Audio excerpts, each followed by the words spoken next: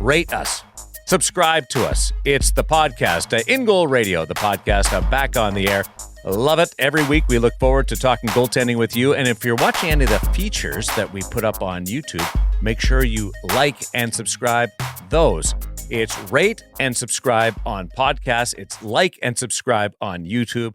Basically, just make sure that you're dialed into what we're putting out because it is outstanding in this wide world of hockey and in particular, goaltending. Darren Millard on the air with you on the Hockey Shop, source for sports story, thehockeyshop.com, presenting In Goal Radio, the podcast with my good friends David Hutchison and Kevin Woodley, the brains behind the operation. And you guys have a lot going on right now. The feature interview is coming up with Garret Sparks, who is working his career around the National Hockey League and the American Hockey League, and he is one fascinating individual to chat with. He is a pure goalie. So much fun. We'll as the Sense Arena feature interview, and we'll also get to True Skates in our gear segment brought to you by The Hockey Shop, thehockeyshop.com. But out of the gate, did you guys see the diving poke check by Marc-Andre Fleury? And just who do you think jumped higher? Was it Hutch or Woody at looking at something like that?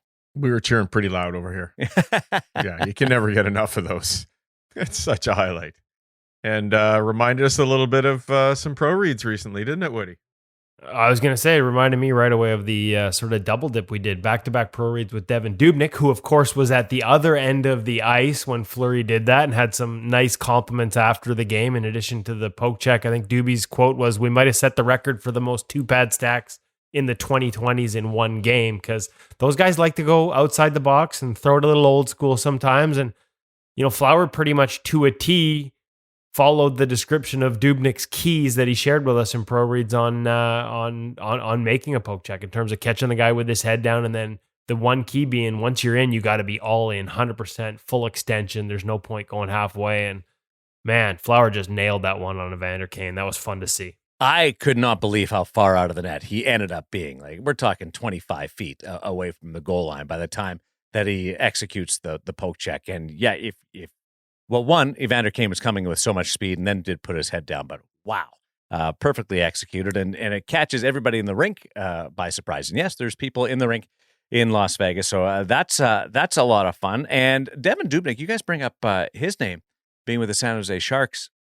There's a guy, expiring contract. If I need any type of goaltending depth right now, I just had a chance to watch him in back-to-back games, and he didn't win either game against the high-flying Golden Knights right now, but he was great. I would for sure take a look at Devan Dubnyk.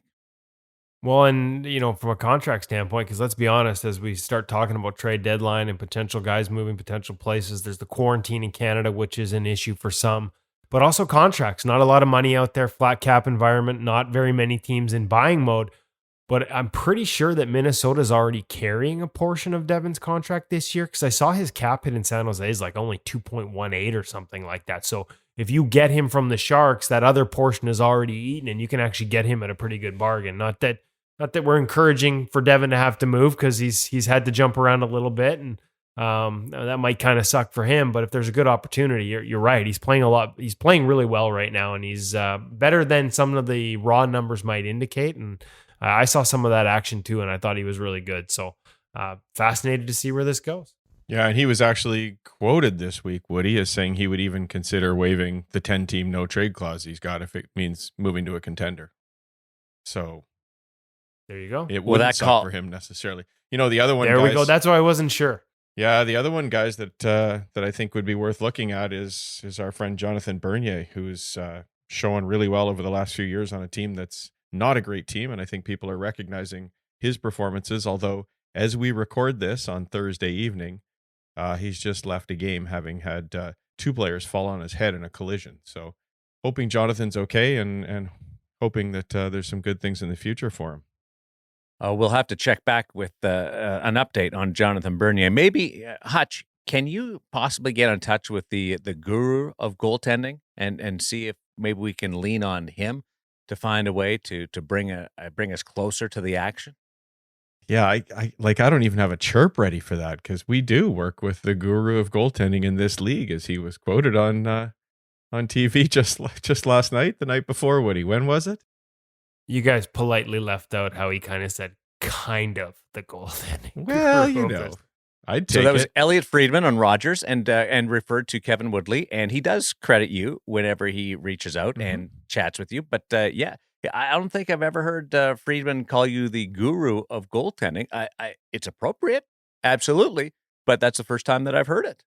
I'm blushing over here, guys, and I can tell you the first thing that happens whenever I get credit on like hockey night, because Elliot, you're right, and Kelly Rudy too, they're so good at when they reach out on something, and they really don't need to, but a lot of times it's tiny little small details, but they credit where they, who they talk to on it, and it means a lot, and my phone lights up every time, and it's my beer league teammates, and the chirps are like clockwork predictable, like, yeah, these guys have clearly never seen you play.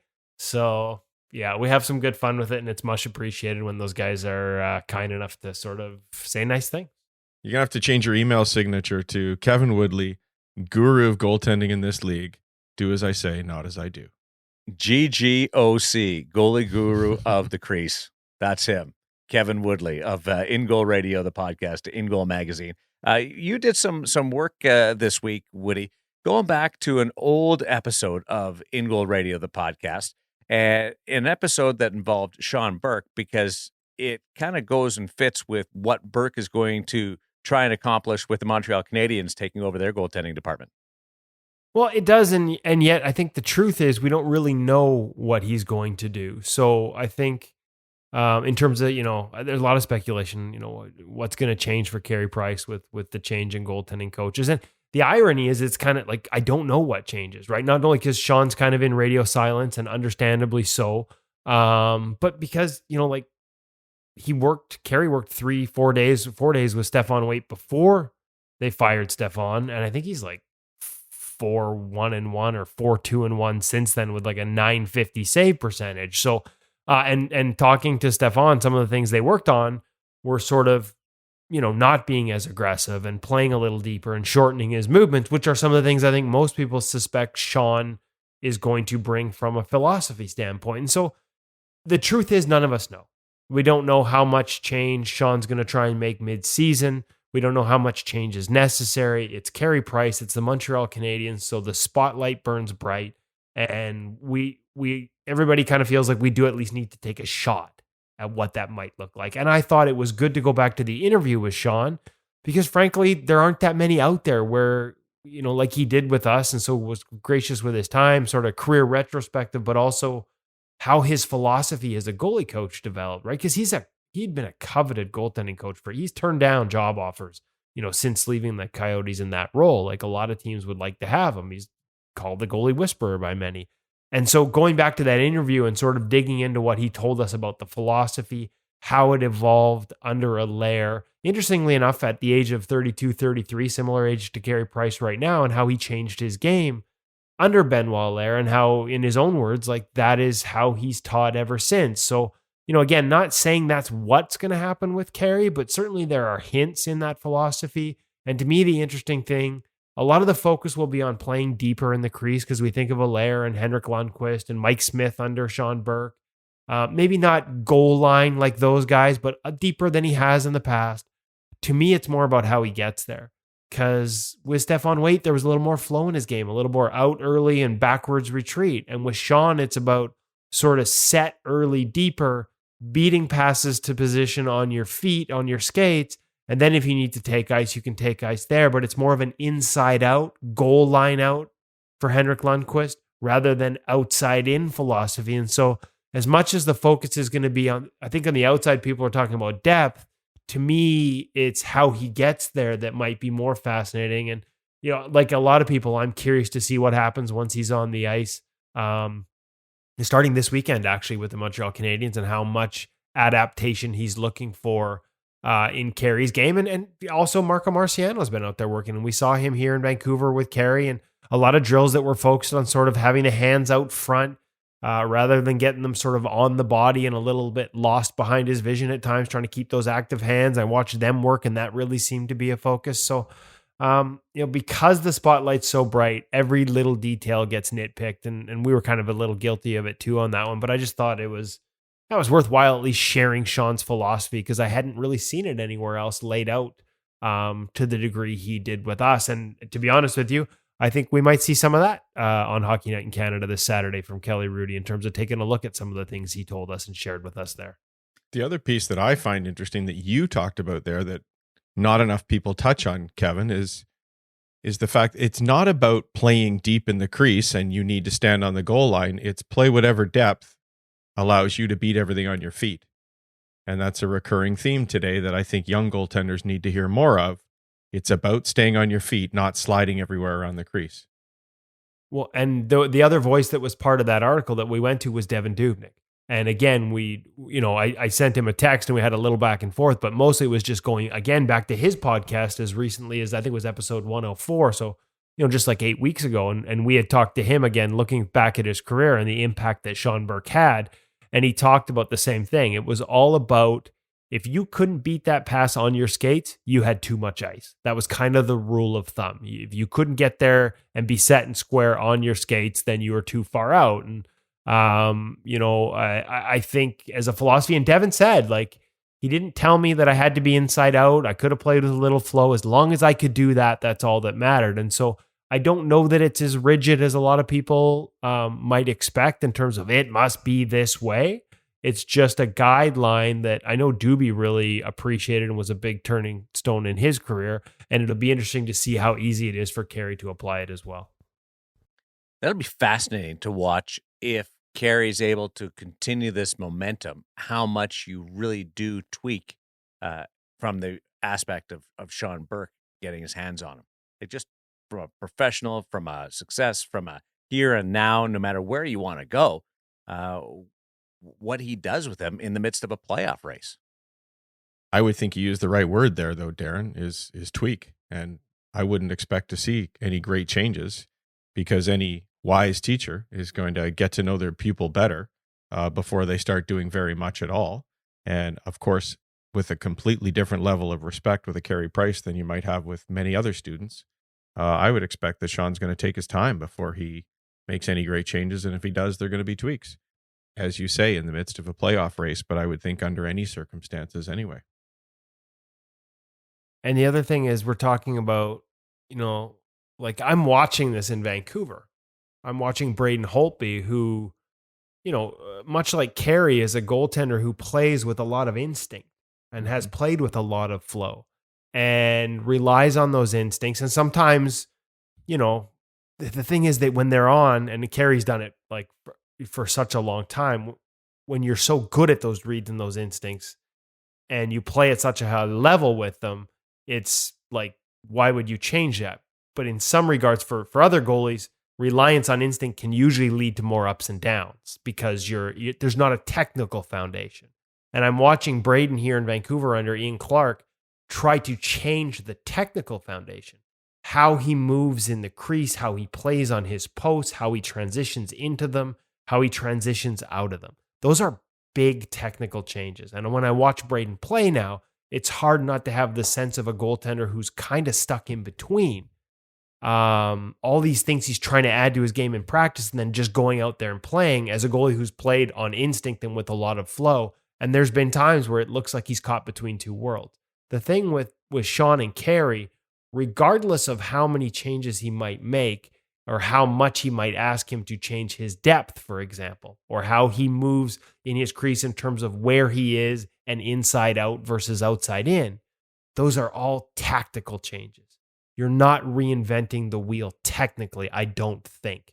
And that to me is a simpler adjustment than, hey, we're going to make all these technical changes and you have to get comfortable with them to the point where they're instinctive. And oh, by the way, we're halfway through a season and you've been running a 950 for the last 6. Probably not happening. Presented by The Hockey Shop, source for sports Surrey, thehockeyshop.com. This is In Goal Radio, the podcast. Just a little bit more on Braden Holtby. Would he have known that process was going to take place when he signed with Vancouver? Or is that part of the trickle down of signing with a team and then working with a new goalie coach and what comes with changing teams?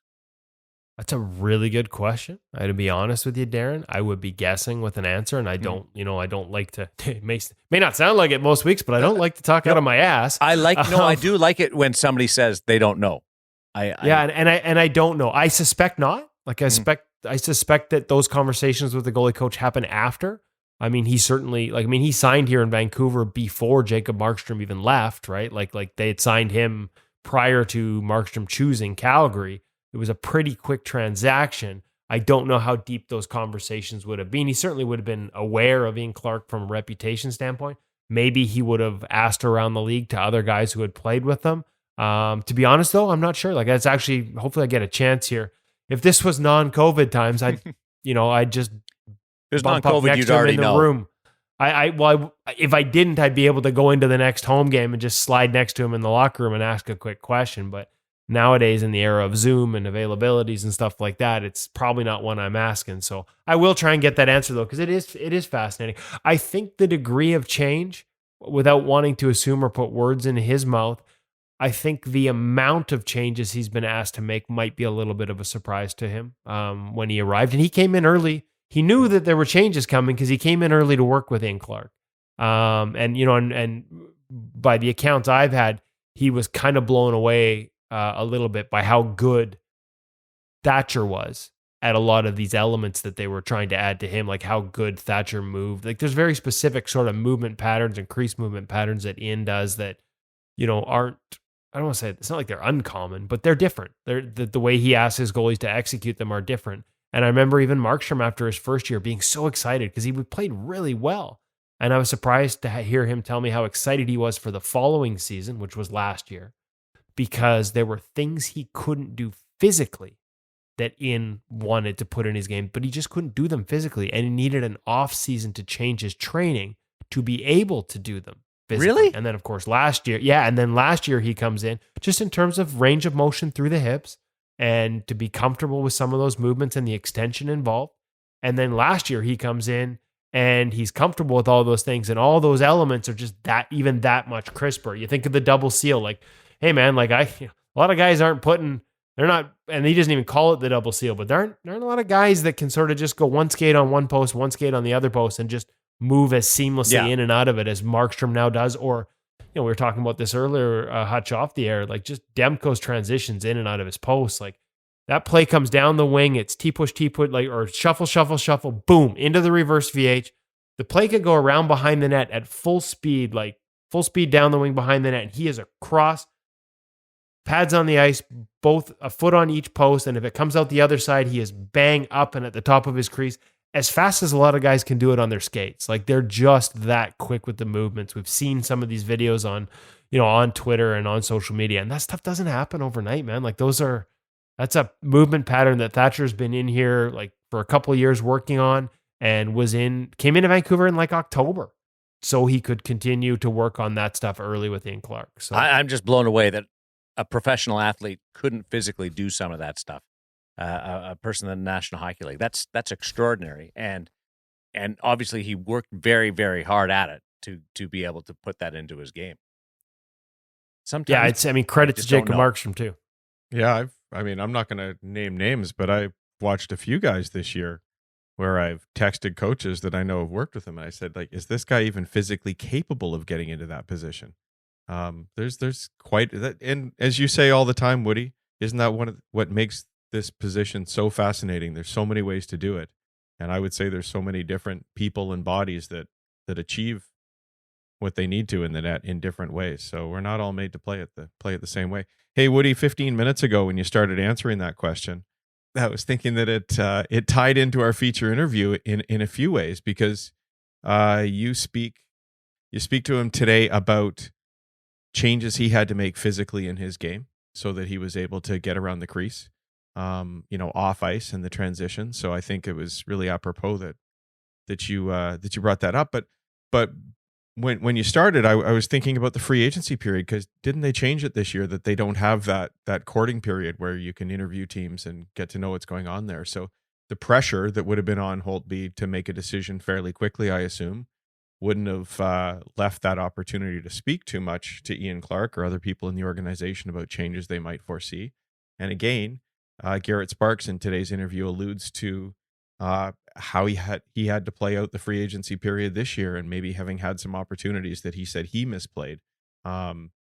not really being specific about that, but the fact that the pressure of that goalie musical chairs that we talk about every year was elevated even more this year with the change in things, and would have made that harder for everybody, including Holtby. It's a great observation. Yeah, it is. That is. It was a crazy year, and we talk about that with Garret, and we've talked about that before, right? You make the wrong choice, and you can get left without a chair, and so there's pressure to make that decision early. And there weren't a lot of guys sort of commanding that 1A chair. Like, it was pretty much a list of two. It was Jacob Markstrom and Braden Holtby, right? So you had to grab that seat early. Garret Sparks is our feature interview brought to you by Sincerity. We'll get to that in just a little bit. He has had a real trip around professional hockey since he was a 7th-round pick of the Toronto Maple Leafs, and we'll walk through his career path, a little bit about him personally, and then let you hear the interview, because he's a goalie first, and he's a goalie second, and he's a goalie third. He is a pure crease guy. But right now, let's get into the Hockey Shop, thehockeyshop.com, source for sports Surrey, and our gear segment. And Cam's got a lot going on. The team's got a lot happening over there. Yeah, well, in the gear segment, we're going to go into the True Skates. Cam's got a new set of 2-piece, so he's doing a little testing for us on that. We went through the whole process of baking it, which allowed me to, you should see the amount of saran wrap involved in baking those things and making that custom fit. Even though it's a custom fit skate, you still got to sort of mold it. So I had some fun wrapping the saran wrap around his head when we were done. Managed to get a couple words in edgewise, as you guys. Children, don't try this at home. Yeah, please. Warning from the lawyers. Nobody used the saran wrap on their head after fixing their skates. Oh, yeah. I mean, after my last 15-minute answer, I was waiting for Hutch to come through the screen to wrap mine. But in the meantime, and there are some good stuff at the end of this. Make sure you listen, because he's got some sort of, as odd as it would seem for pro, like to get a pro return custom fit skate, if your foot fits the pattern, there's some pretty cool opportunities there with the True at thehockeyshop.com. But also some really great sales right now on other brands. We talked a couple of weeks ago about the eFlex 5 launch with the customizer being live. That means that eFlex 4 is on sale. And of course, eFlex 5 has flat knee rolls. Well, so does a lot of the eFlex 4 stock at the Hockey Shop Source for Sports, because they did a custom order for flat knee rolls, and that is now all on sale, heavily discounted. The top of the line through the lower tiers, some really great price points there for goalies, as well as we've got next week the Bauer customizers getting set to launch with Hyperlight, and that means that past lines of Bauer are also on sale. So big sales on Bauer, on CCM, on a lot of different brands right now as they sort of clear the space out, make room for 2021 gear that's coming in the very near future. Your opportunity to save on models from past years. Really great deals there for especially youth, adult league guys. Let's be honest. We all love the pro gear, but we don't all need it. There's some really great discounts on that second price point. And I got to say, companies like CCM and Bauer have done a really good job with those second price points in terms of quality and what you get. And with the THS spec, the Hockey Shop spec, that includes, we talked about the flat knee rolls. How about D3O in the palm of a second price point glove? How about D3O in the index finger of the second price point glove? Those are the type of specs that the Hockey Shop gets for their second price point, special buying power, and those are the type of things that are all on sale right now at the Hockey Shop and thehockeyshop.com. They take care of you from head to toe, from the bottom up, and that's where we start today with our gear segment, the True Skates, as we send you over to the Hockey Shop, thehockeyshop.com, and Source for Sports Surrey with Kevin and Cam.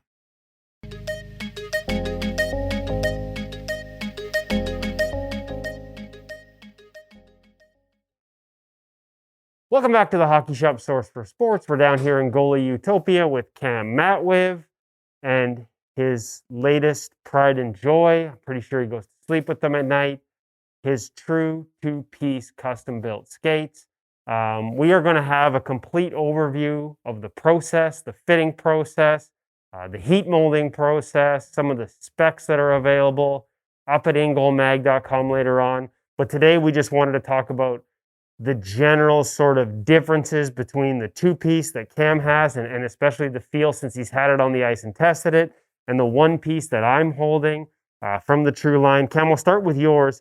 Why'd you choose the 2-piece?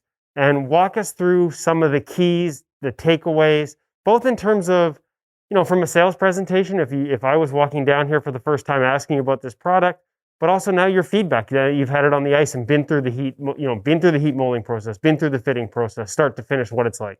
Yeah, so to kind of cap everything right off the bat, I've had a chance to get these out on the ice, obviously. I've been doing some goalie clinics in them, so really had the chance to work on movements and get a good feel for the skate itself.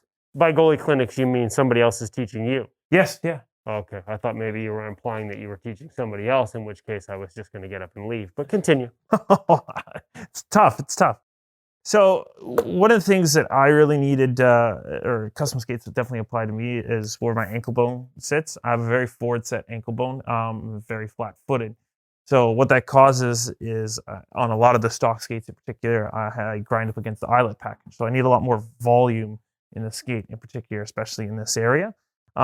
So far from what I've found, the skate is more than adequately provided that. I've created a bit more of a pocket for my ankle to sit back, so I haven't had to worry about grinding up against the eyelets or anything like that. Now, in terms of making sure that you get that fit, that customization, that starts with the scans that you do, and you would be the person doing this if someone comes into the store, but I've got, we'll show some video of you having it done. It starts with getting scans of your actual foot, identifying some of those unique features of your foot, and you definitely have some unique feet, and making sure the skate's built up around them. Correct. So kind of moving down to why I ended up in the two-piece and some of the differences.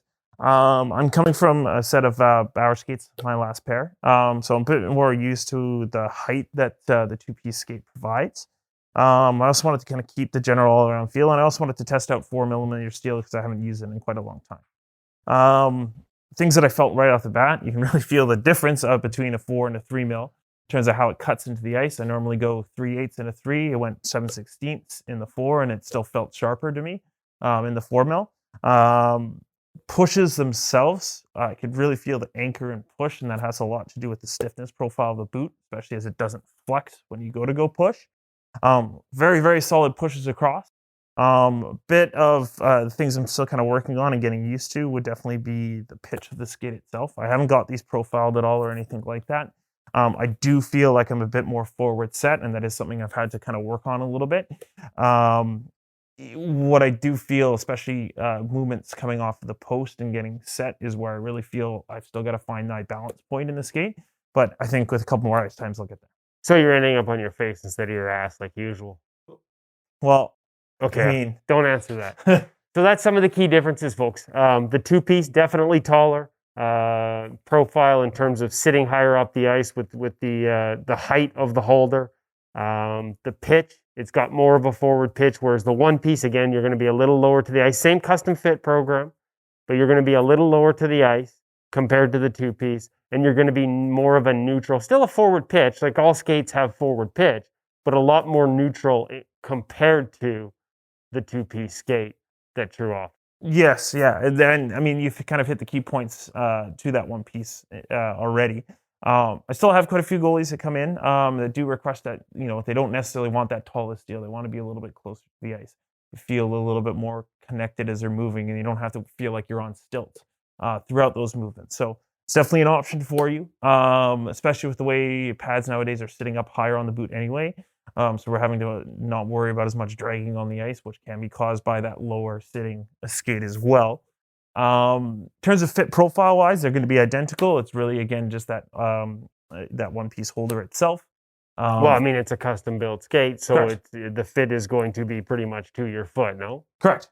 Okay, and so again, there is a heat mold process with these. A lot of people might think, oh, it's a full custom skate, so it should fit right out of the box, but there is some pliability here when heated up. So it really, when we go through the heat process, some people will be like, well, why do I need a heat molded? Well, it really creates more of a complete wrap around the foot over the top, no? Correct. So think about your skate sitting like this. When I heat it, I'm now getting that wrap all the way around. So that needs to happen, especially with these skates. Everything's thermomoldable and is activated by that heat. They do go in the oven for quite a bit longer than any of the other stock skates on the wall. But that heat mold is you need to do it to be able to have the skate fit properly. And even True says it shouldn't feel 100% if you try it on without that heat mold. That heat mold is indicative of having that skate fit properly. Best part of the heat mold process, folks, saran wrap.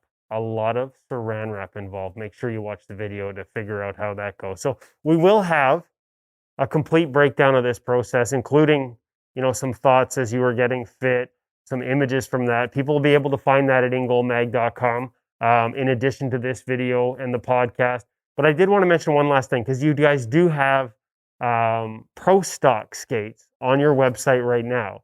And these are essentially pro returns from NHL, AHL, pro goalies in the custom fit. Now that's a bit of a tough one. Hell of a price point. Real good bargain, like a pro level skate for $4.99.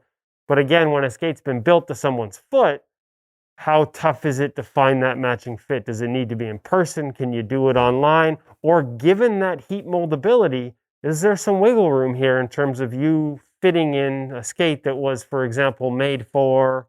Yeah, that heat moldability is where the kind of key lies here. So there is that flexibility there to find the right fit. However, this is a little bit more of a difficult process. Is like what I can't tell you in that size 8 two-piece skate that I have, for example, it might be a C width in the heel, but it also might be a DE width in the front, the forefoot. And those are things that unfortunately we just don't have the information of. And frankly, neither did True to be able to provide to us. So we just got the general size of what the skate was. And we can basically go off that in terms of for your fitting, but there is a little bit of a roll of the dice here unless you do get a chance to, try them on it. But if you happen to be in the area, make sure you come down and see Cam at the hockey shop in person, because he'll be able to sort of roll out those skates, find some options that might fit you. And if you find one that works, $4.99 for a full pro True skate's a heck of a deal. If not, make sure you hit him up online, or you can call him with more questions about the fit, about the difference between the 2-piece and the 1-piece, pretty much everything you need to know about the skate from True. Cam, where can they get a hold of you? You can get a hold of me at 604-589-8299, or try our 1-800 number at 1-800-567-7790. I've almost got that down by heart.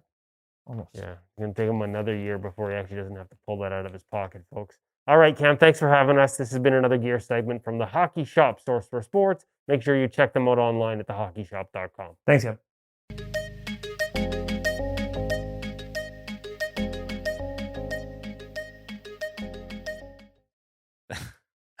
He will get the number. It's good. He's making some progress. It's outstanding.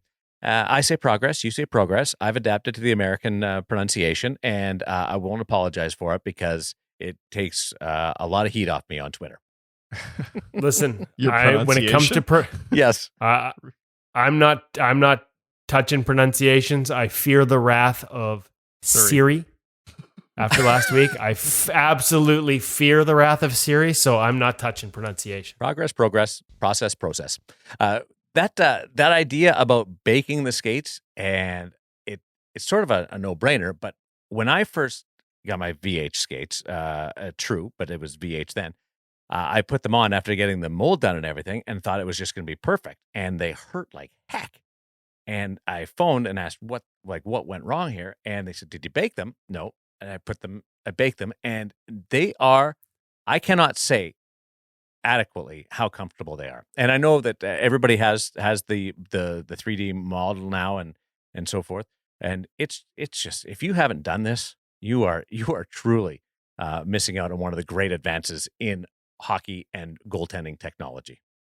Yeah, I'm in a CCM custom fit, like where they did the 3D scan and everything like that. And same thing, when they brought them in, they're like, okay, you have to bake them now. My first instinct was, why? They're custom fit. But I mean, at the end of the day, as Cam explained to me when we were doing it, for a longer piece that you can keep an eye out for at ingoalmag.com on the process, at the end of the day, it's still malleable materials, and you still heat it up. And the more you heat it up and then tighten it up and use in the case of the VH, they tell you to, or the True, they tell you to use the saran wrap, just to create even more of a wrap. And that's why when you put it on, Darren, it feels like, you're fully enclosed in it. And the same with my CCM, it just creates more. It allows that malleable material to be sort of pulled over even more around your foot than just the customization and the fit does. It just gives it that much more of a sort of pulled in tight feel.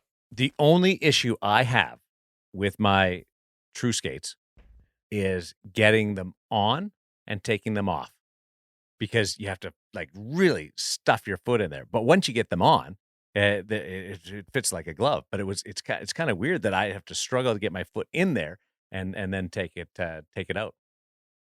Maybe you're still growing.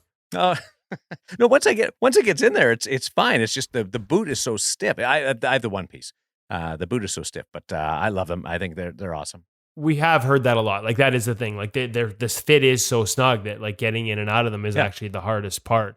And interesting. The whole philosophy is there's not a lot of give in them, right? They're designed to sort of your foot moves, the skate moves. No lost energy transfer theories. And interesting, though I do wonder a little bit. I mean, where that energy goes. If you don't have sort of some flex in the ankle or no give in the ankle, does it go up the chain? We've heard some guys that feel knees and hips get a little sore wearing them. So just things to keep in mind long term as you try this on. Like, that whole concept of no lost energy transfer, like it's got to go somewhere. It's got to go somewhere. We have to go somewhere as well, and that is the Sense Arena VR feature interview. And Garret Sparks is our feature interview this week. And before we get into what he's been doing, like, he just seems like a perfect candidate for Sense Arena VR. Hutch. Yeah, I think Garret would be a great guy to work with, and he would no doubt. I mean, he wouldn't just say that he, his experience with the product, but he would probably have a 12-page manual he sends back to Bob at Sense Arena with all his suggestions for improving the product. So Bob, if you're listening, I think you might want to add Garret to your goalie development team over there. I can't thank Sense Arena enough for their work with us at In Goal and at the In Goal Radio podcast. And we've got some exciting times ahead with them, guys. We're actually talking to Bob about what's going to be coming forth this week. Can't really, release too much on that. And if Bob's listening, I don't want to get in too much trouble, but I do know that we will be contributing some more video pieces to them for sharing our experiences with the product and how you can use it to help your game. And I've been thinking about this a lot lately because here we are, just past that 1-year anniversary of when the NHL shut down and when the pandemic really hit all of us. And you can see in young goaltenders especially, the fatigue is setting in. I mean, it set in a long time ago, but you've been doing the same thing over and over for months now. You've been going to practice. What we see on the ice from these kids is impressive. It's mature, but they want to play some games. They want life to get back to normal. Sense Arena is an incredible opportunity to improve your goaltending ability while doing something different. You can do it at home when you're not at the rink. You can change things up. You can try different levels of shooters. You can do things you're not doing on the ice. You can build skills in a way that you can't on the ice because of, the different tools that are available, like the angles and the box control and all the neurocognitive tools. It's just a really great opportunity in the midst of what we're doing. And I had somebody write me today, in fact, guys, asking about it and said, honestly, tell me, you've been using it now for a while. Is Maddie still using it and enjoying it? And I don't know how long we've had it, guys. 5 months, I think it is. And I can honestly say he's on the system virtually every day. And if he goes to a practice having not used it, he feels like he hasn't prepared properly to go on the ice. And you've heard me say it before. He calls it a cheat code for goaltending. His tracking is on when he's worked with it. So can't recommend Sense Arena enough to people. Strongly encourage you to check out the webinar that we posted over at In Goal. It's on the reviews tab of our website. It's open for everybody. You don't need to be a member, and you can see it in action. You can hear from a pro like Eric Comrie what it's like. Guys, Sense Arena, it's just a fantastic tool, and we want to thank them for bringing our feature interview to us this week. And how about this? When we get back to normal, and like in Vegas, we're making some real strides.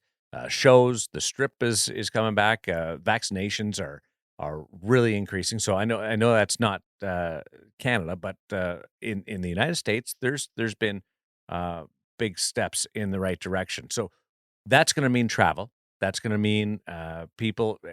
Nobody's been anywhere for a while.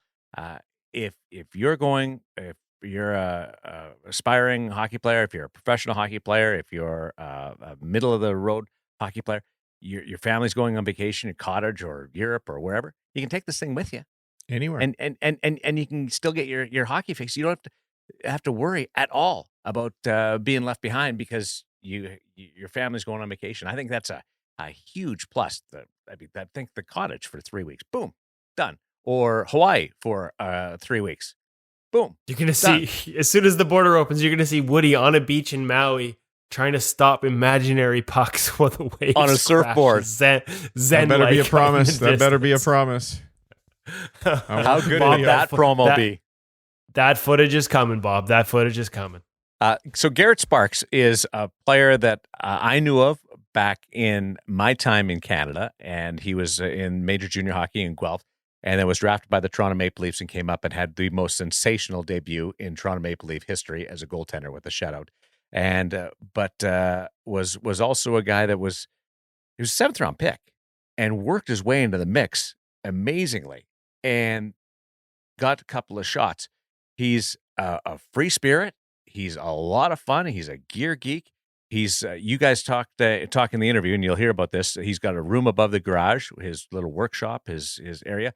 He told me that he keeps all his sets, and he's got like this little collection of his various sets. He's a pure ultimate goalie, isn't he? Yeah, and it was interesting to talk to him, and you'll hear it in the interview, the things he's learned along this path, and there's been ups and downs like there always is for goaltenders. You're always riding sort of those waves, but the lessons he's learned along the way that really have, there's still technical progression. You'll hear him talk about the work he's doing with the Flames. And Thomas Spear, who we actually had the Power Within 2 excerpt from recently at ingoalmag.com, and how much he loves working with him and how much he's working on his skating. But the biggest lesson, and it's one that really made an impact in a mentorship role with Dustin Wolf in his short time with I almost called them the Abbotsford Heat, the Stockton Heat, now playing out of Calgary in the AHL, where there was a mentorship component for Garret with Dustin. Like I got a text from Dustin, and it's like I had to scroll because it was 2 full screens long about the impact that this had. And it really, you'll hear Garret talk about it, but it's really about, it comes down to, and it's something that Fleury talks about a lot, like enjoying it, having fun. And for a guy who loves the position as much as he does, and it really comes out in this interview, I think he lost a little bit of that along the way. Some concussion issues and things that took some of the fun out of it. Sometimes maybe the business can take the fun out of it, but realizing how important that is for him, and then sharing that message, and having a guy like Dustin Wolf had a tough start, right? Like I think they were down 5-0, and came to the bench and said that like the message that Garret gave him about like, hey, you're not having any fun, like go have fun. And they shut the door from there on and took major strides the next game in his career. And, really credits Garrett's mentality and just the person he is for helping with that. And so, clearly some lessons learned for him that he talks about along the way, some of them technical, some of them mindset, all of them important. I like the way he busts us too, because we haven't talked to him yet. That's really good. He spent 17 games in the National Hockey League and 20 games in the National Hockey League, both with the Toronto Maple Leafs, parts of 2 different seasons. He was in the middle of the pressure cooker. Won a Calder Cup with the Toronto Marlies and was goaltender of the year in the American Hockey League, and now has kind of gone back to a reset after the big merry-go-round of the offseason, but still is having some fun and has kind of rediscovered himself in a way. Here's Garret Sparks, the much-traveled, still a young man in the prime of his career, on In Goal Radio, the podcast, with our feature interview presented by Sense Arena VR.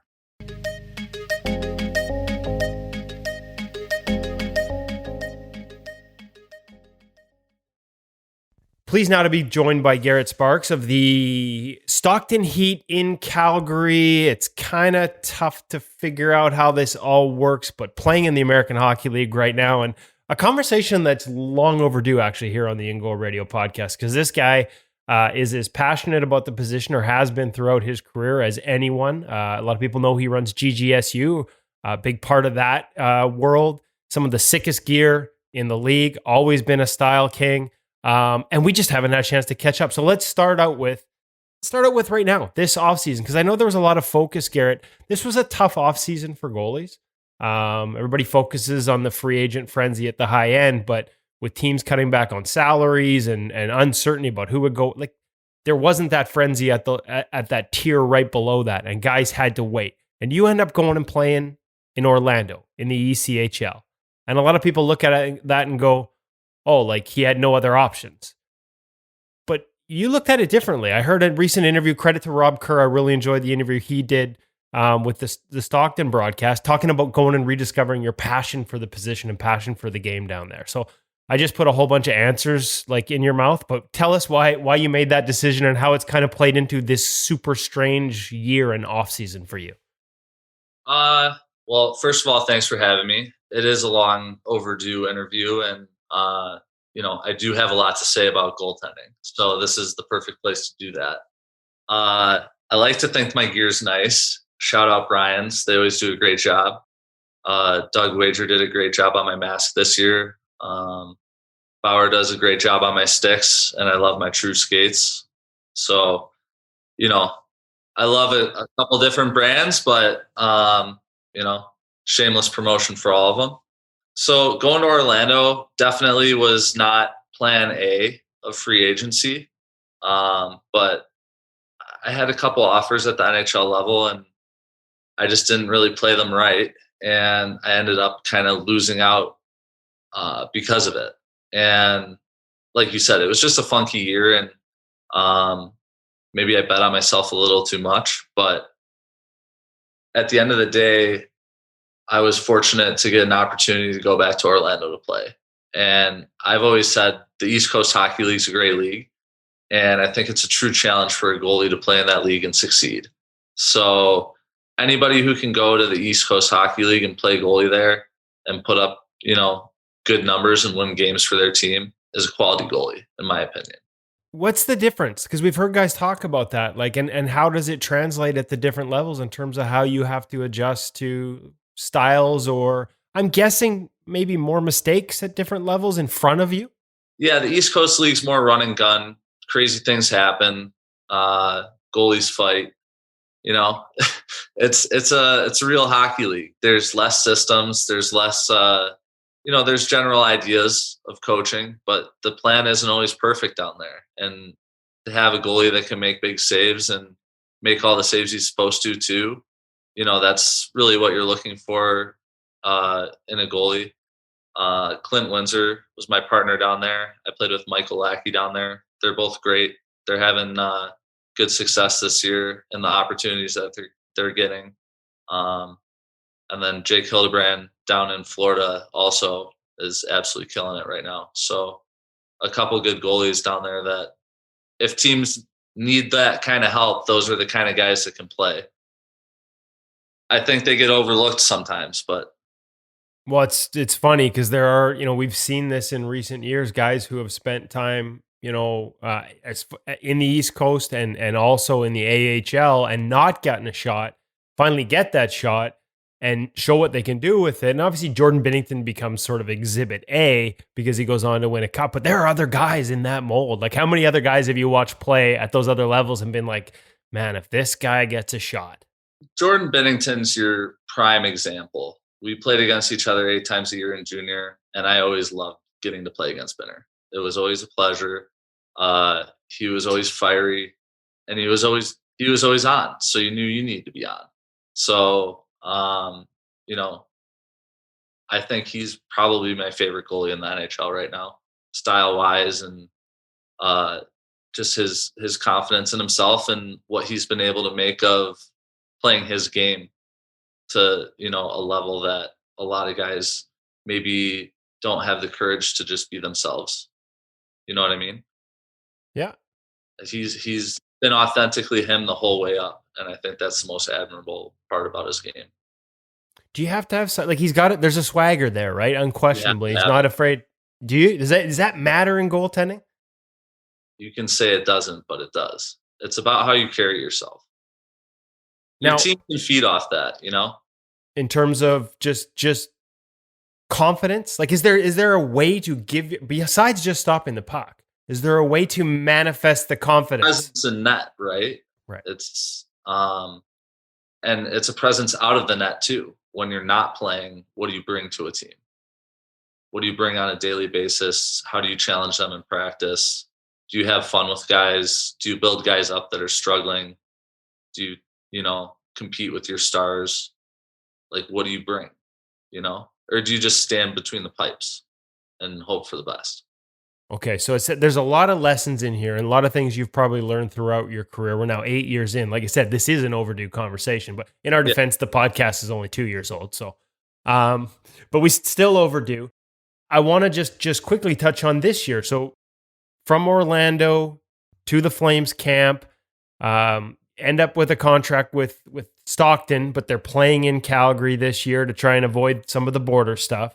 And you get a young goaltender in Dustin Wolf alongside you in the early stages in Stockton. And Wolfie's a guy that we're big fans of here at Ingoal. We've had a chance to get to know him a little bit, and obviously big fans of his game. And so we sent him a text just asking what that experience was like with you.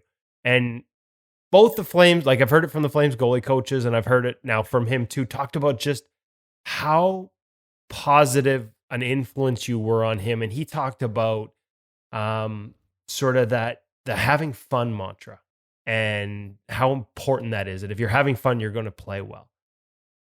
Was that something that's always been there for you, or have you come to that? And do you? No, And so there we go. That is long developed. That's tried and true, tested research. It's unfailable knowledge at this point, though. If you're not enjoying it, it's not going to be pretty.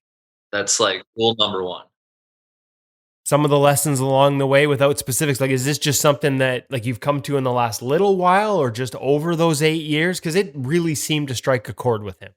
I would honestly say it's been in the process of development slowly over the last 2 years. I would say it's something that I would credit, honestly, the biggest change in my attitude in goaltending to playing with Calvin Pickard with the Marlies. I think he was the most positive influence on my just ability to relax and trust that I was, ready for whatever moment was coming. Like his aura of, he was serious about what he did. And he is, but he's there to have fun with the guys and be the backbone of a team.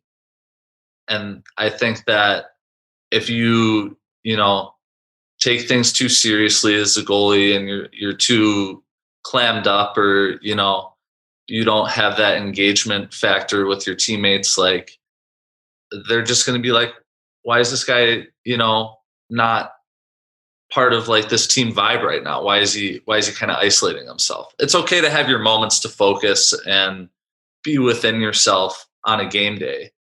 But I think just interaction with your teammates and letting them know, yeah, it's going to be a fun time out there. Like, let's go give it what we have. It goes a long way. And I think that, when he made his first start, he was like Wolfie was just very serious about his craft. Like he loves the game. You know what I mean? That's everything to him. And that's how I was at that age as well. And it just resonated with me. I was like, well, man, if I would have known this 7 years ago, that if all I had to do is go out there, have fun and enjoy it, play as hard as I can and give my team the best chance I can, like that's goaltending. So, I think that he's going to be able to embody that going forward because he does enjoy goaltending fundamentally, so it'll be easy for him. Well, and that's the passion we were drawn to with him, like all the details that he takes care of. But I guess, like you said, at some point you have to be able to let all those go and just do all the work. But once it's time to play, put that smile on and go enjoy that process as well. I think joining this organization, that's one of the first things that I noticed just about their demands of each player was just play hard and, have fun, like play hard and play to your ability and enjoy it. And I think that can serve a goaltender or a winger or a defenseman, very much so. Like you're here to play your game. That's an important message to get. And I was going to ask you, I'm not sure who, it's such a weird year. Like I haven't even checked with them to see who you actually get to work with. Like I know obviously Siggy's around, Jordan Sigalet, Jason LaBarbera is there with the NHL team. I'm not even sure if Thomas Spear, who we're also big fans of, has been. I have Okay, so jersey every day, and okay, it's been great. It's been absolutely great. I wasn't sure if he was like we're with the borders and everything, if he was up there. So you guys have access to all those voices and all that sort of institutional knowledge in one spot. It's been really nice getting to work with him.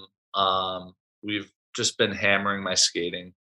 Something Robin Leonard told me a couple summers ago, I was the worst skater he's ever seen. And I was like, I really took that to heart. So funny thing about Spearsy is I actually skated with him. He doesn't remember, at an elite goalies skate in Chicago suburbs like 10 years ago. And I remember him distinctly. Like, I remember his pads. I remember where he played. And I remembered he was one of the best skaters I'd ever seen, like just movement wise. And I was like, damn, if I could skate like this guy, I'd be dangerous. So it's a real pleasure to work with him. Okay, so there's so many different little threads I want to pull on here. I wanted to ask you, because I had it written down here where that mindset of have fun came from, and great to hear that it was Pick. But I also know you spent some time in Vegas, and one thing Flowers told us over the years is like that smile and that back and forth. Like, Yeah. That matters. He embodies it more than anybody else in hockey. That goes without saying. And it was an absolute pleasure just to get to be around him for the time that I was. It was super impactful. He's the nicest guy. He's the heartbeat of that team. And they're incredible right now riding him. He's doing Vezina things right now. I hope he continues. So all the love in the world for Flower. And that smile, like we all focus on it and we think it's just, oh, he's got a great personality. But like, I've talked to him about how important that is to playing well for him. Like, it's at the core. It's hand in hand, right? That's why he is so good. Yeah. Yeah. So the other one I wanted to pull on there a little bit was skating. Because I know you play, like you play out in the summers. And I wanted to ask you about that as well. We've heard about the lemon heads and all that stuff. You like to go out and skate, but goalie skating's different. So when you have someone like Thomas Spear talk about goalie skating or your skating, the audience is 100% goaltender. So they probably want to know, like, give me some specifics. What do you mean by that? Yeah. So first of all, I'm a terrible skater. When I skate out, I just like to put the puck in the net any way I can. However, I'm not a great goalie skater either. But that's why I started playing goalie originally, is because I wasn't a good skater. But I love hockey. So anyways, it's nice I'm as large as I am.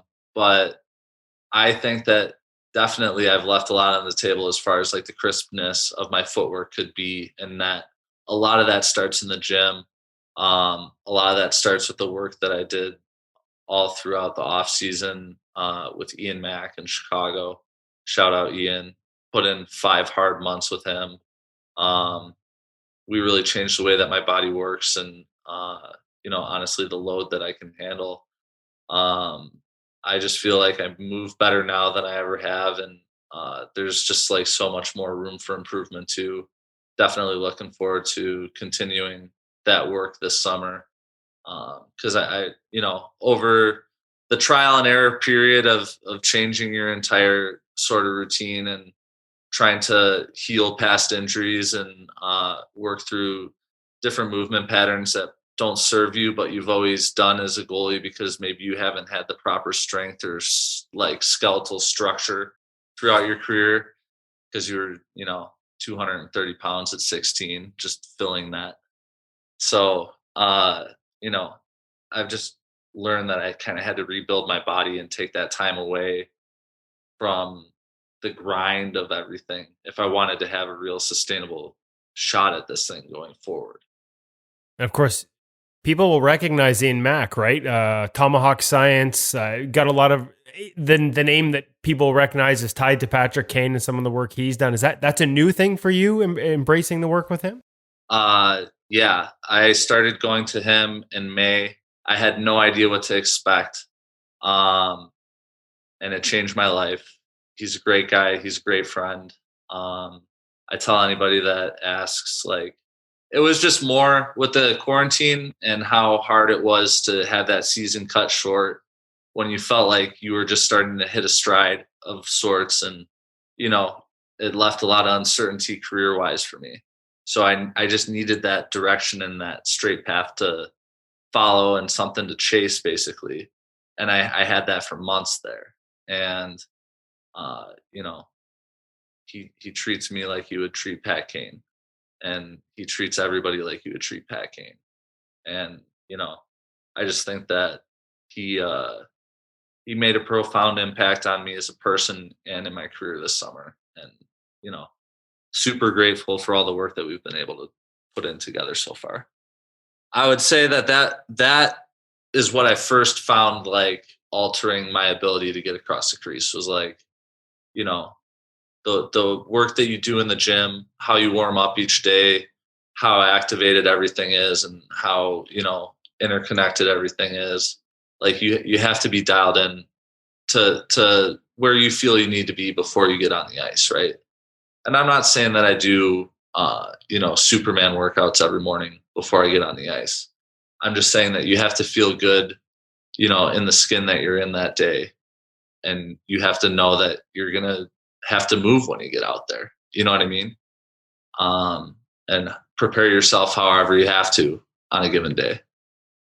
It's funny because movement, like if there's one thing, as much as Wolfie talked about everything he learned from you in terms of mindset and approach and work ethic, like movement, like where there's like, I look at him as sort of one of these new models of efficiency in terms of the way he moves and some of the efficiencies that he's built into that skating. Did you pick up on any of that type of, like, were those conversations, were you guys having those types of back and forth? Yeah, honestly, I think a lot of what Spearsy has been preaching, not to give Wolfie all the credit for it, but has been inspired a lot by the work that they did together in the summer. And Spearsy drawing on the unique talents and skill set that Wolfie has as far as his quickness and his ability to rotate and his ability to stay square to everything and stay in control on his edges. Like those are all very important aspects of modern goaltending, right?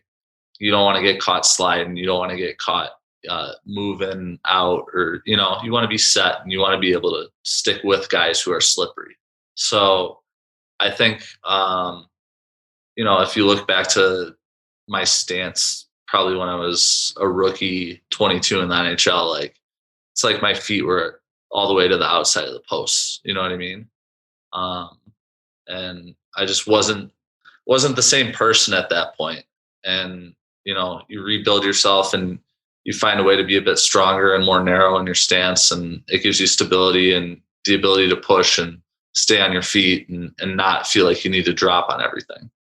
Yeah, but also in your defense, like the game's changed too. Like low and wide and locked in was something that was not just taught, but was having success in the NHL just, a handful of years ago. And now, as you say, like if you can't move with these attacks and the dynamic skill that we see from forwards and the east-west plays and the ability to, if a guy is locked in, sort of get him down, like it's kind of changed. Like as much as you say your stance has changed, like what's being taught, like that evolution is almost as quick as, your own personal evolution. To me, it's almost you have to revert back to a older school thinking of goaltending while then blending it with all of modern technique as far as save making goes.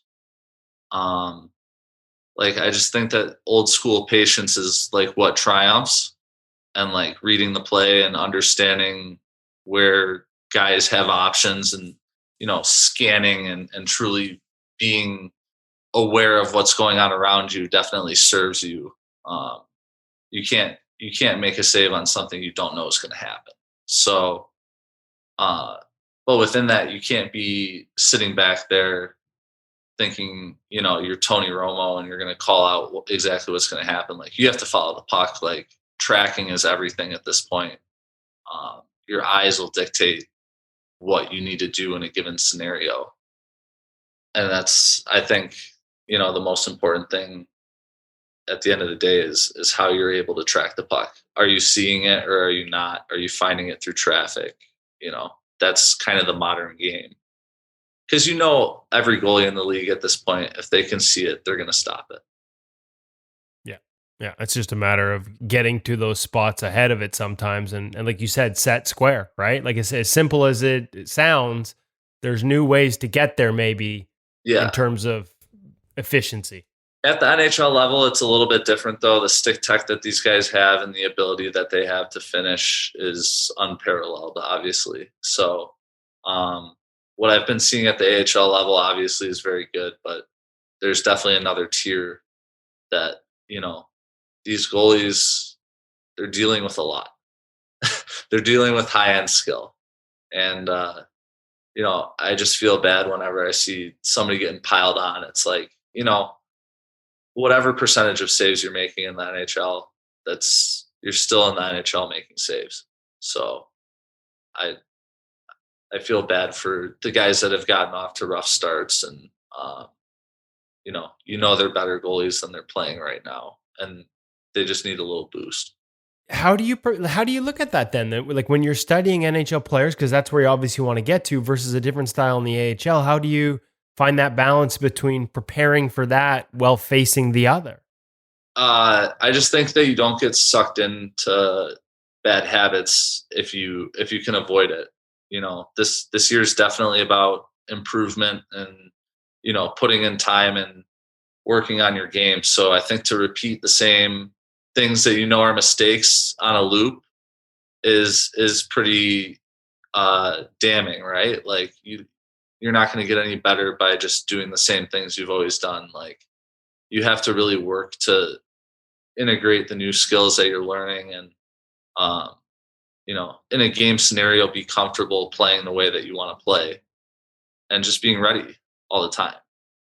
So I think that's still an area that I can really improve on too.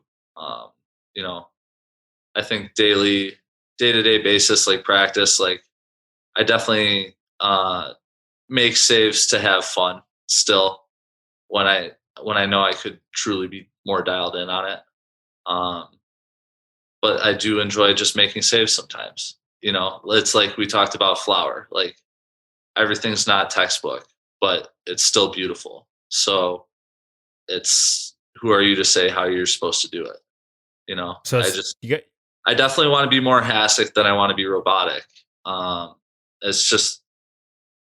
It's understanding what has success in the modern game.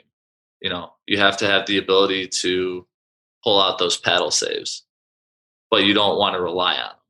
You know what I mean? It's the sliding scale, and everybody's perfect balance is different. Yeah. You need it to be instinct, and you need to play within a system, but you can't be afraid to still react when you need to. Reminds me of a few practice saves back with the Maple Leafs that I think we highlighted back in the day at InGoal. I happened to capture a couple of spectacular ones on film. I just thought of that as you were talking about that, because it is a balance, right? Like you want to put the work in, and you need to work hard for your teammates to show them that, which you talked about at the beginning. What are you, who are you there? Are you part of this? Yeah. But fun, and man, you got to go outside the box every once in a while too. And it's a matter of finding that balance. Real easy to say, probably harder to do. Yeah. It's hard to do when you're not enjoying it. Right. So it's something that, like, you can't fake a pad stack. You know what I mean? Like it's some of us, I can't even do a pad stack because you want to throw it. That's the only time it's going to work. See, it's a lost art. I didn't start playing till my mid-30s. I don't even know how to do a pad stack. I just end up falling over. It's awkward. We've talked about all these things. It's funny because we're talking about this evolution and all these changes you're making and the things you're adjusting to. And I think it's kind of like, it's interesting because you're always trying to get better, which is part of the position. It always changes. And yet I just looked at the numbers, like on your 8-year career, like you got a career 924 in the American Hockey League. That's pretty freaking good. You got Baz Bastian Award as a top AHL goalie. You got a Hap Holmes Award that I think you shared with Pick for fewest goals against. You got a Calder Cup championship. Like there's success there at that level. Is it just the recognition that for everything you've done, if you're not evolving in this position, especially, you're falling behind? Like, is it just a constant evolution? Because I feel like we're talking about all these improvements, and I'm like, but at the same time, let's not lose track of the fact you've had a really good run. The thing is I wouldn't ever want to settle for, 920, whatever, Like I want my record to be as good as it can be. I take pride in making every save that I can. And I feel like last year there was points where maybe I definitely did take it a little bit for granted ahead of everything getting shut down. And you have to go through stretches where you're kind of disappointed in yourself and the effort that you bring, because that's the only way that you're gonna find a way to say, hey, I need to dig deeper and be better. And yeah, I might have a 908 or a 915 or whatever. I might have an 890. Oh my God, the sky is falling. Like I'm only making 89% of the saves. Like there's other factors, right? So I just think that all you can do is make sure that you're in as good a place as you can be, like head-wise. Your headspace is everything as a goalie. So if the rest of your life is flying off the hook, you're not going to be very good. So that's one thing I've learned over time too, is you got to stay focused and you got to stay relaxed. And anything that doesn't allow you to do that doesn't serve you in goaltending.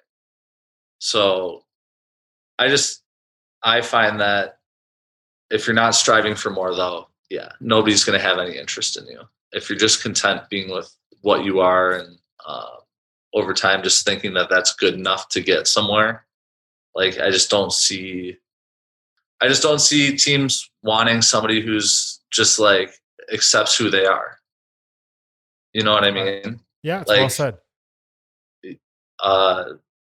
Skill wise, you can accept who you are as a person, but like on a daily basis, you got to be showing up trying to be a better version of yourself. So many, you've had a lot of different voices over the years too, right? Like in some big, I don't know how much you had Dave Pryor last year in Vegas, but some names with some different philosophies. Obviously there in Calgary, we talked about the voices you've got there. In Toronto, there were different voices at different points, whether you're with the Marlies or up with the Maple Leafs. How do you, and this is probably one where I'm looking more for advice for other goalies that might be going through the same thing. Maybe not at this level, Garret, but you can, even whether it's junior or even now in minor hockey, you can have your private goalie coach. You can have like the minor hockey organization's goalie coach. You can end up with a lot of different people telling you to do a lot of different things. How have you managed that over the years to sort of continually try and get better, but without losing yourself in that process? I've taken the best pieces of everybody that I've worked with, and I've hung on to them. Like I've taken what I've felt has served me, and I've never let it go. There's a lot of stuff that hasn't served me along the way, and you let that go too. You have to be willing to try it though. Give it an honest effort. Yeah, you got to be willing to do exactly what you're being told to do. But ultimately what matters is that you're making saves. Like I started as an example last year in the AHL. I want to say over like my first 9 games or something, I had a 950, I think. And I was riding hot and I was just playing hockey. Like I was making saves I didn't have any business making. I was enjoying it. I was playing for the Wolves. I thought it was sick. I had a ton of pride in it. And I was just on a really good streak. And there's a period of the year where I was up and down a lot. And, that rhythm got disrupted. And, it's like you said, you're just hearing a lot of voices and you're being pushed to do things that maybe you don't want to do or agree with, or, but you do them because you want that opportunity at the next level and you want to prove that you can be the goalie that they want you to be. Right. Like if you want me to get across the top of the crease in a straight line and make that save on a guy backdoor, like that's a lot for me at 6'3", 210, like it's a huge movement and I'm probably going to have to lunge to a degree if you don't let me get back to my post and just get square. So I'll do it, but it's not my default preference of how I'd like to play. But like, I'll do it. I know one goalie in the league that can do it and has success doing it, and it's Flower. Yeah. So it's like, obviously I'd love to play like Flower, but like, I'm realistic about like what my body allows me to do. I'd be in the hospital after one try. And I've I've banged myself up a fair amount of times doing stuff like that, and I realize that like it's a position that needs to be played sustainably now.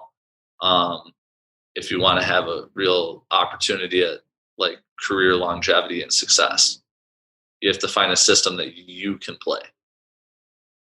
So if we look back and not that we're trying to do a career retrospective because there's still a path ahead, but are there moments that jump out? Like drafted? Do you have strong memories of the draft? I mean, first game obviously lives in lore. I remember watching your first NHL game, and I mean, you're still like, that's a record that never goes away, right? Like first Maple Leaf to have a shutout in his debut, 25, I think, in the history of the NHL have had a shutout in their first game. This is going to sound a little like dramatic and morbid or whatever, but I would say that since I had my concussion, those memories have been harder to, recant. So I'm definitely someone who's living forward in the moment, because I've realized at this point, there's no point in like, trying to regain those kinds of sensations or whatever. There's only purpose in trying to create better memories for yourself, honestly. That's fair. But like I know like in my heart that, I've enjoyed the whole ride. So it's been tough at points, but I'm here still because I like doing it. That passion. I'm good. There a lot go. of people tell me I'm shitty, but I'm good. I don't even know where to go with that one. Like, who's telling you? Like, you know what I mean? Like, is this because we talked a little bit about social media and trying to stay off it and things like that. You've always been a guy that puts yourself out there. Have you, as it like from a mental health standpoint, tried to back off some of that stuff? Yeah, you definitely don't need to engage with anybody. They're the people that are on there saying the things that they're saying generally have no idea what they're saying. Real critics in hockey, analysts, panelists, guys that get paid money to take kind of shots at people. You think Matt Murray doesn't deal with a lot right now? You think Carter Hart's not getting it from all angles? Like, these guys just want to be great goalies, and they got people breathing down their backs. Yeah, it's not easy. No. So, like, that's what I'm saying is like, I feel for guys like that, because they're going to right the ship and they'll be great again, and they've already been great. So like, what do they have to prove to anybody? I was going to say the passion for the position, like that you clearly have, like you said, like, cause you enjoy it. Where did it start? You said you ended up in net because you weren't the skater, but like, there must have been somebody that lit this fire or was it just playing? My career started at the YMCA in Elmhurst. Chicago suburb. Lots of history there. But so my dad was a goalie. Okay. Played full right. He played for York High School, which is where I went to high school for 3 years. And then he's an architect now. Definitely the main inspiration for me getting in net. Seeing him play early, I just remember like the ferocity of the position, honestly. I remember how terrifying my dad looked in all this gear and how all these things were flying at him, and he was just putting them away like it was nothing. He played a very athletic, old school style, and he was good. He was good, and so his father played, I guess you'd call it minor professional around Chicago back in the day when it was just, I think, assault on ice. And his brother was a goalie. So just hearing their war stories growing up too, that added to the fire of the whole thing. Just knowing that you had guys that were playing in the crazy old days, and I'd read a lot about like old time hockey when I was young. Like I wanted to know like what hockey was. I wanted to know who'd won, who was good, and I've always had a ton of respect for like the entire game. I've always found it to be a very fun activity. There's just nothing better than being a part of like a great game. Like you said, I started out skating at like 6 or 7, so it was a little late. But like I wasn't forced into it. You know what I mean? It's something that like I willingly chose to do. And then our last skate of the whole year, they asked if anybody wanted to play goalie, and nobody did. And then like I was just thinking about it, I was like, my dad's a goalie, like I could do it, like I'd be good at it, but like I don't really want to do it. I kind of want to score goals, but I was like, I could be a good goalie though. So I raised my hand and then I played and I lost 1-0. I think I got scored on from the blue line, like 5-hole. Just tried to cover it and it just went through my legs. And afterwards I was like, I was so good. Like I only let in 1. Like my team sucks. Like I would have scored. But you needed to be at the forward too, so you could have got a couple tucks and got the W. Yeah, honestly, I wish I would have played a little bit more, pushed a little bit more to play forward growing up. But I was always really focused on getting to the highest level as a goalie. So it didn't really afford a ton of time for that. So I think that's why, having made it to that level at a certain point, I kind of started playing more forward because I was like, I've earned the right to at this point. Well, there's I a know reason I can be a great goalie. I just want to continue working on myself as a hockey player. There's a reason nobody plays goal after they're done playing goal, right? They all want to go out and skate. But I loved that word. I don't think I've ever heard anyone use that word to describe ferocity. Like, I love that description of it. Well, but that's, I don't know. That's just how I remembered it as a child, right? In its purest form, to me, it was scary. And I think all the best goalies have always had an element of fear to them. And, I think if you don't have fire, you don't have much. And Piero Greco, my favorite from my time with the Marlies, he would always say, you have to have jam. If you don't have any jam, you're no good. And to me, jam was always just like that burning desire to make saves, being invested in it, having it be your sole focus in that moment. So that to me is like, goes hand in hand with having fun, right? If you're enjoying it, you're able to, find that level. But if it's hard to find that because you're cautious. You just don't want to get beat. I love it. Well, and it's interesting because there in Calgary, you've had a chance to watch him. Like Jacob Markstrom plays with that fire. Like he hates to lose. He hates to give up a goal. Like that passion burns, and that's a big part of who he is, I think. I absolutely love having somebody like him as the, 1A, leader of this goaltending department. I think his journey, his original NHL experience was obviously challenging for a tough team. I'm sure he had a ton of fun in Florida. But then he really took on a new role once he went to Utica. He was the backbone of that team when they won the Calder Cup. And, I remember playing against him as a rookie. He was in San Antonio. And you could tell he was, special. He was just putting it all together still.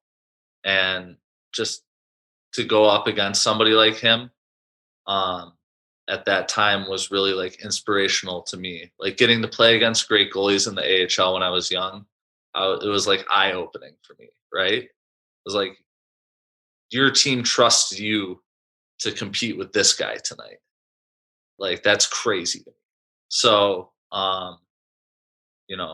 definitely a guy that I enjoyed getting to see in the AHL climb the ladder. Once he'd already been in the NHL, he wasn't like, well, that was fun. He was like, no, like, I'm going to establish myself and I'm going to take control. And, he did that with Vancouver last year. And, he's been a pleasure to watch this year. It's guys like that instill that if you have that fire, you can get to that level. You don't have to muzzle yourself forever.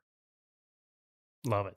I wanted to ask you, we talked about gear a little bit. You've had some great tributes, Chris Joswiak, Brian, shout out to all of them for always coming up with good looks for you. But I wanted to ask about the mask this year. Now I'm gonna be honest with you. Like this is gonna be this is me. I'm the olds people in this thing. I had to look up MF Doom.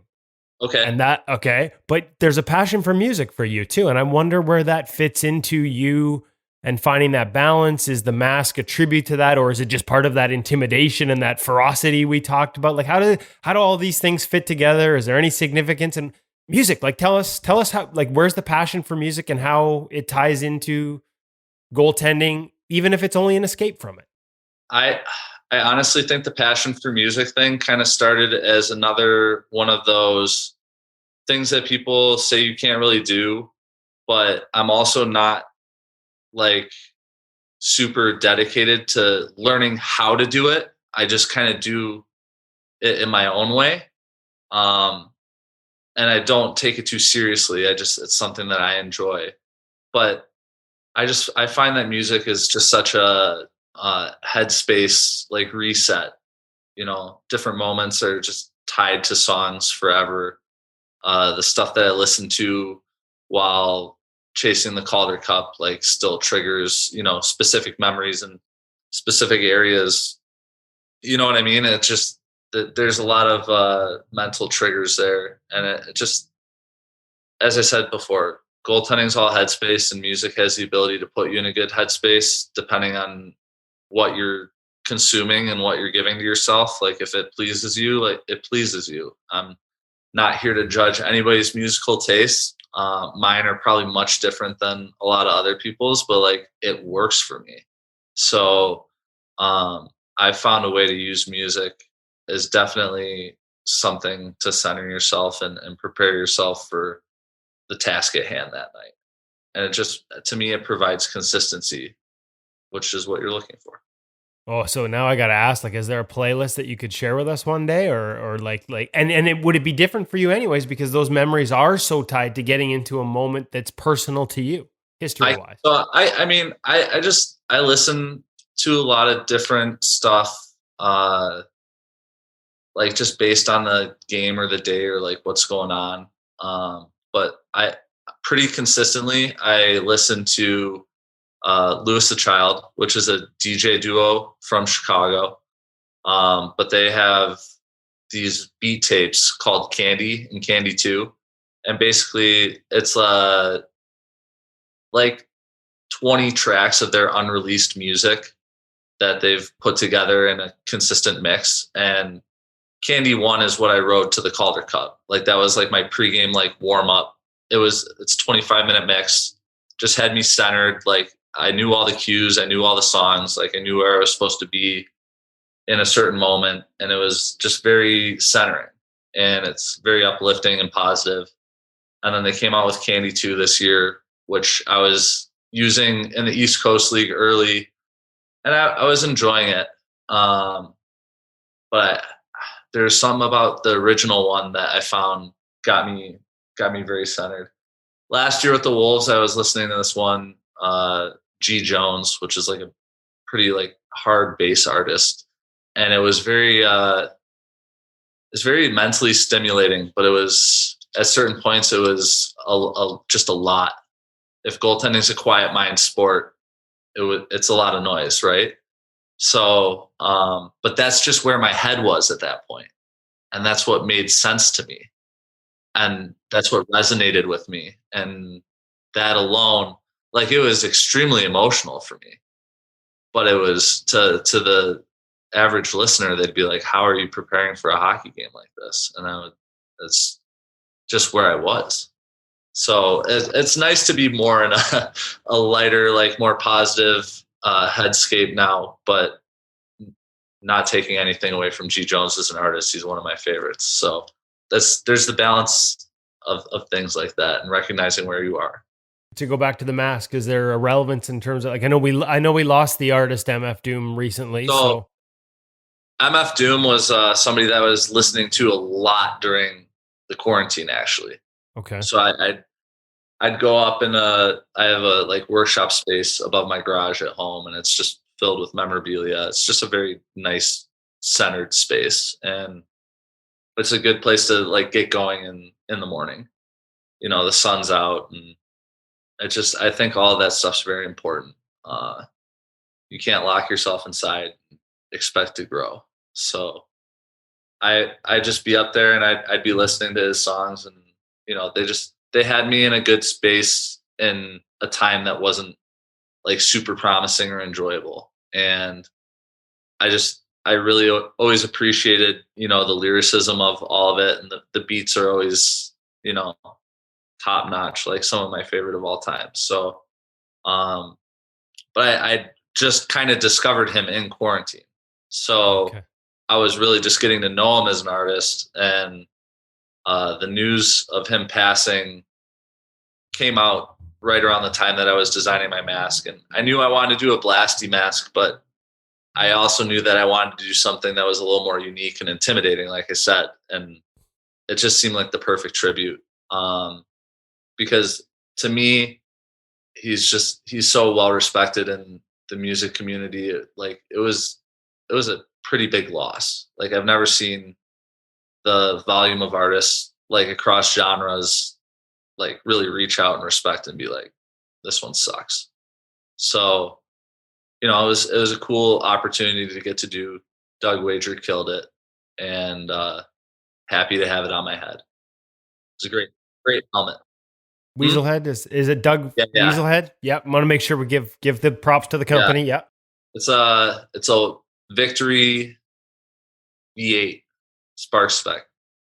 Spark Spec. See, hey, now how cool is that? Well, and that's the thing. You got your own That's spec. why I love wearing their helmets, because they allow me to put a ton of input into them and try and make them as safe as possible for me. Whereas a lot of other mask makers are like, yeah, this is what we make. So that's huge for me. After I got hit in Toronto, we went and kind of reimagined what the padding and shock absorption system of a mask really should be. And I felt a lot better, you know, since we've made those improvements. Nice. And I've taken some other good shots. So it's nice to have a company that's willing to work with you like that. Excellent. Hey, speaking of companies, last one, because we're way over here. I'm way over the amount of time I said I'd take of yours. But GGSU and plans, like, I mean, obviously we remember that I always wanted to get to one of the beer league camps to embarrass myself in front of you guys. But like, what's the future hold? What are the plans? You just kind of put it on hold and maybe dig into it later? Where does it fit in your life right now?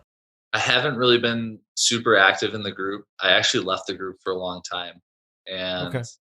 I just rejoined probably like 2 weeks ago, but I don't have Facebook installed on my phone right now. So I haven't even looked.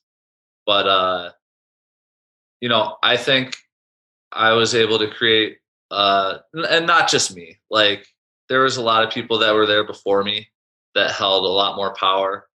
And there were a lot of people that showed up after me that held a lot more power. And I just like to think that it was a very enjoyable, you know, thing to pass the time when I was a younger kid.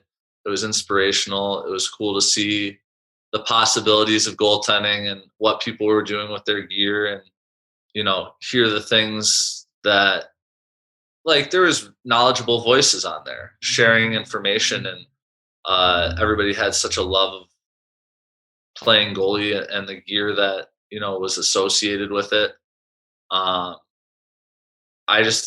Facebook as a whole is a changing medium, an ever-changing medium. So I like to think that I served the hard years of making sure that group got with the times, and I put my neck on the line a lot for a lot of people there, and probably shouldn't have, but at the same time, it really was a bit of a family to me at that point, and I would have done anything for them.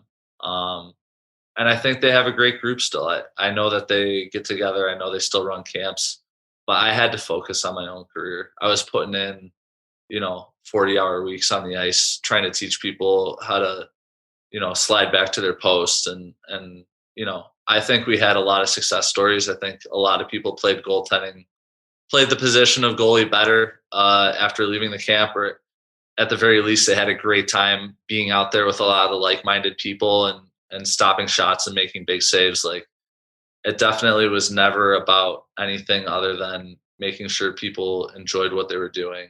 And we had a ton of fun getting to teach people. We had a ton of fun getting to share tips, stories, talk about different experiences we've had in the game, getting all the vendors to come out with demo sets and treat, people like they were professional goalies, maybe even better than some professional goalies get treated. And I know a lot of professional goalies that don't get that level of treatment. So I'm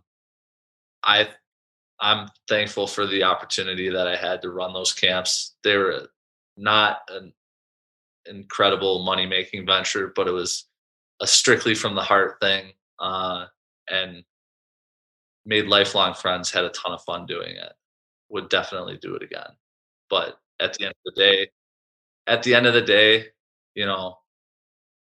like I said, I love Jordan Binnington. He went out and he got the bag, and he gets to play hockey for the rest of his life and make a ton of money doing it. And that's the dream for all of us. So you're not going to do that running beer league camps all summer. You kind of got to dial it in. And at the end of the day, it's there for you when you've dialed it in, grab the bag, and everything is done. 100%, and we'll have a great time. Awesome. I look forward to that in a decade from now, not anytime soon, but yeah. So, hey, listen, like I said, overdue conversation, went longer than I expected, but I feel like there's other things I feel like you and I could probably talk goaltending forever. Like, we're just going to have a weekly thing now. Yeah, no, it was great, man. I really appreciate it. I know our audience is going to absolutely love this, Garret. So thank you so much for the time. We won't take 2 years to do it again next time. Sounds perfect. Thanks for having me on.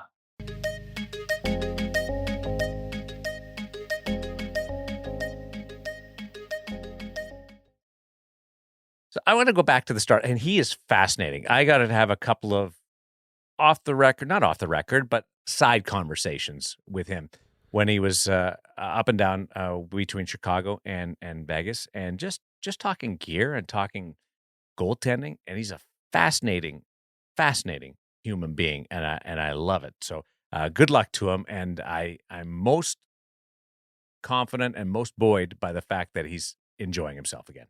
And it looked like that's what was happening in the Toronto Marlies. And it looked like he lost that a little bit, and that's nobody's fault. But the pressure cooker of professional sports will do that to you. I'm happy that he's having some fun with it again. Yeah, and nothing but great things to say about his experiences in Calgary too. And we've talked about that, right? We had Siggy, Jordan Sigalette, and Jason LaBarbera. When they first announced they were going to a goaltending department, we had those two on, so you know what they bring. Just raved about his work with Thomas Spear as well, and just loves the fact that they're all there. I mean, the Flames, at a time when other teams are cutting, they invested in a goaltending department, and then they moved their farm team from Stockton to Calgary so that they would have access to all those players, so they wouldn't have to worry about quarantines in 2 weeks to call guys up. And so to have all those guys all with eyes on the goalies and all sort of working together in a collaborative environment, like, what a great atmosphere. And Garret talked about that as well, about how good that's been for him and how good he thinks those guys are. And don't forget, this is a guy, like, he had Francois Lair for a little bit in Toronto. Like, he's worked with some pretty big names in goaltending, and just raves about the department that Calgary's got going there and the environment it's created. So sounds like a good one for him all around. a long-time listener and a first-time interview with Garret Sparks. That was a lot of fun to listen to. I knew he would be really cool and take you in a lot of different areas. So, Woody, good job on that. As we ask you to rate, subscribe, subscribe if you're listening to us on the podcast and watching the various YouTube offerings that we have up on the YouTube channel. What's going on the website this week? What do we have to tell the people, and how do we get them more involved if they're new to this product? Well, how about like a double hit of pro reads? Okay, How about good. like a bonus episode? Because Jake Allen, we caught up with him and went over some video with the Montreal Canadiens, which we'd kind of been waiting to do. An opportunity in the schedule presented itself. But his pro reads were so good. Like, we talked to him during the pause. So, well, he was still with the Blues. And we spent over an hour with him. We have a podcast episode and then another hour where we just did video breakdowns. And he was so good that I did not want to waste them. So we kept rolling out the Blues ones even after he started with Montreal. And we had one last one we rolled out this week. And then we thought, the hell with it. Our audience is awesome. Let's reward them with a bonus. We went double dip. Fresh pro reads on Tuesday and another one on Wednesday. His last one with the Blues, his first one with Montreal. Both of them deal with post play. He's such a well-thought goaltender, so articulate, and he explains his thought process, decision-making, and reads so well. If you're a young goaltender, a beer league goaltender, an aspiring pro, there is something in there that will help you get better at the game in terms of how he approaches it. Things, maybe you don't implement all of it, but elements to how he approaches it. And he's so good at video of explaining it all. So if you want to check it out, ingoalmag.com. It's obviously the InGoal premium membership that you have to buy to have full access to those videos. We now have 66 pro reads up. And if you subscribe now, if you're a new subscriber and you subscribe annually, you get access to all 66 of those old ones. And then once a week, a new one every week for the next 52. So I honestly, like, nobody else does this. You can't get it anywhere else. And from a value perspective, like, just the pro reads alone, definitely, I think it works out to like $1 a week basically for these things. It's $1 a week, but it's like less than 50 cents a pro read if that's the only thing you want. Canadian. Yeah. And it's crazy. Canadian. So it's practically free. Can't even get cream in your coffee for that much. So and yeah, it's a pretty good deal. It is the most unique goaltending content that you can get anywhere. Yeah, they're not very many places where you get to. Basically, it's not quite this extreme, but it is almost like we are taking you into a video session where with their goalie coach. Except the difference is instead of their goalie coach telling them, it's just them walking through what they see, sharing their reads, sharing their save selections, sharing their depth selections, sharing how they find sight lines on plays, why they choose short side, why they choose middle, when, the factors, all the things that we need to understand as goaltenders to play the game better. They break it all down. And I can't, I think we got to give kudos and thank you, not just to Jake Allen, who's been so gracious with his time with these, but just everybody. We've got 5 new guys in the queue that we're rolling out, a new guy each week. I got a couple guys set up for this weekend, for the next couple of weeks. The willingness of these NHL guys to spend the time to go through these because they know what it's being used for kids to sort of try and learn how to read the game better has been just off the charts, and we can't thank them enough for the time. You're right. Thank you to everybody, each and every one of you. And if you do want to get involved, where do you go? I know. ingoalmag.com. It's that simple. Right on that main page, you'll see a little banner there for how you can subscribe. And if you're a parent who's listening to this and you'd like to get it as a gift for your son or daughter, there's a little link right up in the top right of the website where you can click and send a gift for birthday, Christmas, or just for being a great kid.